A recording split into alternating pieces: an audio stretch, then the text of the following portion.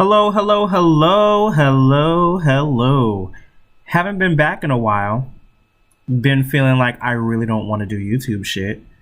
I mean, it takes a lot for me to get started with this stuff. I don't even want to say it takes a lot for me to get started. It's just that I don't really want to do it sometimes. I kind of just want to be in my own creative den. YouTube content is like, of course, you've heard this 1,000 times. I mean, come on now. YouTube is burdening. I think that's a word, yeah. No, YouTube is very burdening because I would rather be working on my comic. I mean, took a little hiatus from that, so that's kind of bullshit too. But I haven't not been doing anything. I don't know if you look at my last video before the last one I did. I think it's episode 14 when I was doing the anime lace. I've actually been doing more creative things with my hands in terms of like making physical products. Besides doing marker work and working on my computer, I've been actually making different types of lace. I've gotten into different J Street fashion, and by J Street I mean Japanese fashion, streetwear and stuff like that. And I've been really diving into really considering the possibility of actually doing my own Lolita / streetwear inspired small capsule collection. It would be my own artwork, embroidered, or me doing it by hand. I actually, for my day work, I actually work at a clothing company, and I am the embroidery operator of a clothing company. So I am very close to home to seeing the work that can be done and how you can start a small line. However, for me, I like the idea of using hand techniques because I watch a lot of fashion videos where they employ couture techniques to clothing. I'm getting so off, but I want to keep talking. But anyway, so I'm going to keep talking about this. I really want to do a small capsule collection influenced by Japanese streetwear, and specifically with Lolita influence. Anybody who knows Lolita, not the book, of course, they always make the distinction, not the book, the subset fashion. I hope I'm saying that right. I hope I'm categorizing it right. But it's a sub-style of J fashion, J streetwear. Anyway, what I'm doing right here is the back cover. It was supposed to be the back cover to my doujinshi Lockhart, but I think I'm going to make it an interior illustration. You know how inside of the manga, sometimes they have the interior colored illustrations that are on a more of a coated paper, just some interior illustrations. Some of them actually are fold-out illustrations. You know what I'm talking about. If you read manga, you know exactly what I'm talking about. This right here was actually inspired by Arina Tanemura, number one. Arina Tanemura is like one of my, I call her one of the heavy hitters because her attention to detail is, it's spectacular. It's nothing short of grandiose and awe-inspiring, the way that she goes about plotting her illustrations. And I love the kind of self-deprecating, jokes she makes about what did I get myself into, because she always aims to achieve more. And her aiming to achieve more and pushing through those barriers of not wanting to shortchange herself and always wanting to top herself is very inspiring to me, because it lets me know I'm not the only one that's crazy. No, she does beautiful work. And I was like, what about a back cover design, when it was still a back cover design, that features intricate work without characters? And I really strongly believe in that. Like, you should aim to achieve awe-inspiring work even when there's no characters present. I mean, if you can't do that with just regular design, then I think you have to kind of like go back to the drawing board and understand what your style is when you're creating characters. That's a big thing too. A lot of people can only just draw characters. I aim to kind of permeate different areas. And what I found is that the reason why I used to, not so much now I love it. The reason why I used to be unable to find joy in creating different types of motifs or not static illustration, all illustrations are static unless they have movement. No, in creating still life sort of design work and not having any kind of oomph or any kind of joy in it is because I was thinking of it too rigidly. You don't have to draw apples, a bookshelf, a mic stand, a phone with very, very boring application or very, very boring style. Everything can be infused with that over the top, incredible flair, the same way you design your character's eyes or hairs or maybe a tool belt on their person or whatever kind of design elements you put into their fashion. You can have that same flair designing still life illustration. So I was like, let's go into this and add some freaking flair to it. You can jazz up a still life illustration or an illustration that features just objects and really punch it to the max. So this is what I'm doing right here. This was going to be the back cover to my Doujinshi Lockhart, as I said earlier. I have to keep saying it. But yeah, I was like, let's punch this baby up. So I drew the book, the grimoire, the angelic grimoire that is featured in the Doujinshi, with all of the relic symbols that I designed. I think I designed like maybe 15 or 20 relic symbols that they use. They're different. They have different names to them. I'm not going to go over that right now. I'll create a separate video for all of that. But yeah, this back illustration, honestly, as I was designing everything, I was keeping in mind some of my favorite illustrators, Noritaka Suzuki, Tsukasa Kotobuki, and even illustrators like Ryo Ramiya and what's his name?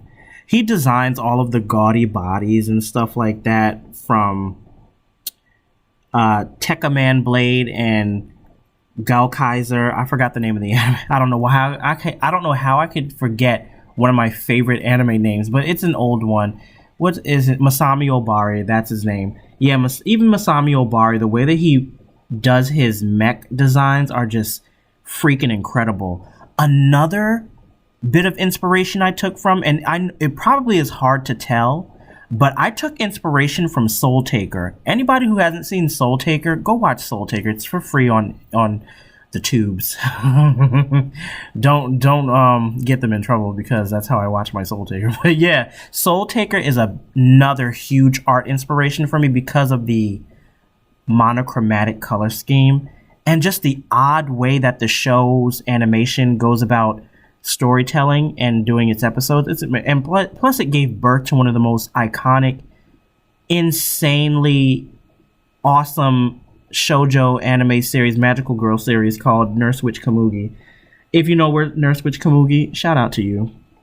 One of my favorite animes. But yeah, so this back design I really, really worked hard on because when people see it, I want it to be like, holy shit, that's really, really dope. I love this design. And it's not featuring any freaking characters. No characters whatsoever. I am a big believer in, listen, you may not know how to draw this 3-point perspective skyscraper city landscape or whatever it is, but you know what? We're going to study it as we're drawing, make the corrections as needed, and we're going to keep going freaking forward. We're going to try. But, which brings me to my next point of why I haven't been on YouTube creating content or, videos documenting or chronicling my journey, drawing my manga and stuff like that. I have been drawing it, don't get me wrong. And I actually have video coming up of me drawing it in the program. I recorded it on my tablet as I was drawing it because I was like, I need to document every aspect of this so people can see what it takes to put together such a lengthy project that started off as such a crappy little copy paper manga that I put together and gave to FedEx Kinko's to bind together as a book. And I think I made like 10 copies. This shit cost me like $70 too back in Kinko's. I'm like, what the fuck is y'all doing? But yeah, what started from like a regular little shitty paper copy comic that I did on some paper that I just wanted to really put together so bad is flourishing into this really deep dive and fleshed out project that has culminated into such a great work. I think so, and I hope you guys also think so too. The characters I've created for it have been in redesign for so many years. They've been around, trust me. And the reason why I've taken this old work and recreated it is because I'm not trying to reinvent the wheel here.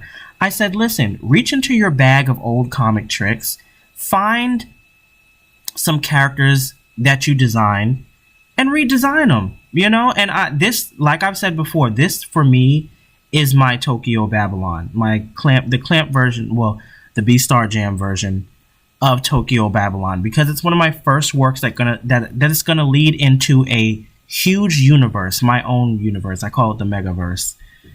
You'll see why.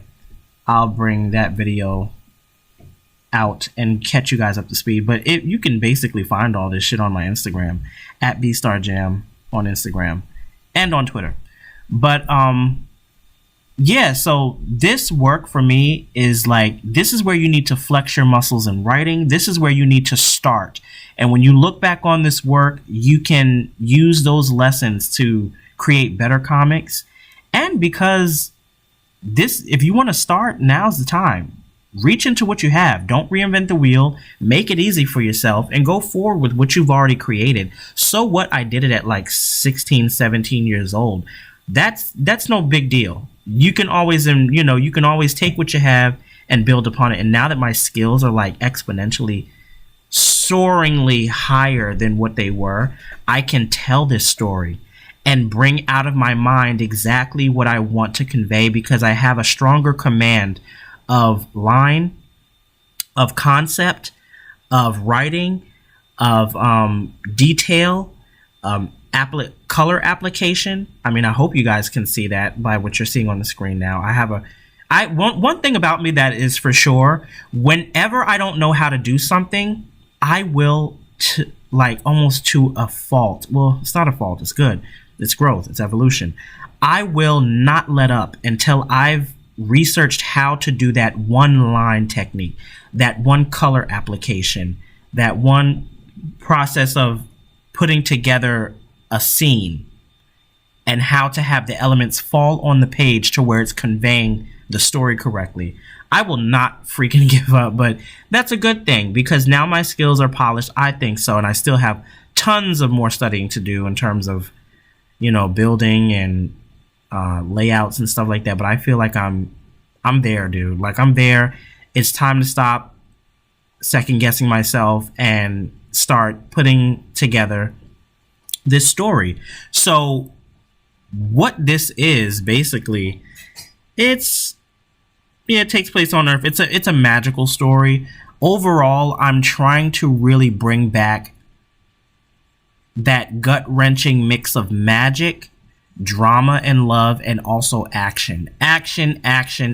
But from a shoujo standpoint, I'm not trying to be a huge shonen hard hitter like Shaman King or like, Bleach or anything, but it is going to be action. Action in the sense the way Sailor Moon brought you action, the way Inuyasha brings you action, even a little not really so much Ranma, but more so like a Sailor Moon / Kamikaze Kaito John. What else? Even Koga Danbo's, shoot. What is that work again? Not Peta 10. What's the one with the magical girl when she screams, "I am God"? I forgot. I'll think of it later. But yeah, that work is what I'm thinking of. But yeah, so I'm excited. I'm losing steam here. I don't know what to talk about. But let's see oh yeah. The reason why I took such a break is because, now this is an honest truth right here. I start to do so well, and then I get overwhelmed. And then I put the pen down, and then I put the stylus down, and then I get up from the table and I walk away. And I start doing something else when I should be working on that and facing my problems. But sometimes the task at hand becomes too large for me, and I get really discouraged, and I don't want to dive into it. And I'm like, dude, you're losing your steam. And you're losing that gusto that you usually have of, okay, let's tackle it. But it happens. I'm not going to lie. It happens sometimes, guys. Like, I lose my steam and I get intimidated by maybe a building corner. I think the last thing that intimidated me was drawing in profile my main character with a jacket on. because I didn't know how to make the lapel of the jacket curve from a profile position. So I got frustrated, got it from the table, and I left it there. And it, here's honest to God truth, guys, it sat there for a couple of days. Sat there for a couple of days because I didn't want to face the fact that I couldn't draw a lapel right. It intimidated me that much. And it sounds so minor, but I looked in my books, I looked online, I'm like, I'm just not getting this. I am just not getting this. The damned cursed lapel. The collar too. The collar and the shoulder. The profile was just kicking my freaking ass, man. And I felt defeated, and I felt a little sad and a little beat up because I couldn't conquer it. So I was like, you know what? Let me just put this down. And when I put it down, I put it down for too long.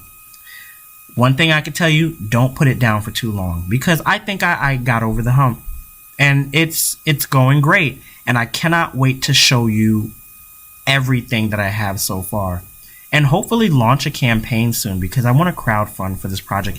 And I hope to God people are interested in it. I'm going to have to hit the ground running with the marketing. So if you guys got any suggestions or anything, actually, let me not burden you. As an illustrator, you have to be prepared to take on the task of doing your own work. So I appreciate it if you do give me suggestions, but I'm going to do this myself, and I'm going to stand on my own too. I hope you guys are having an awesome time with your own projects. Let me know what you're working on. I always, like I said in my other, I'm always looking for art friends, and enjoy. There's a part 2 to this video too. I'm not going to leave you hanging on how this came out, but I'm not going to show you the final illustration. Actually, I may put it in the thumbnail. So yeah, enjoy this right now. I'll put the final illustration in the thumbnail, but yeah, I guess I will see you guys next video. Peace. Have a lucky day.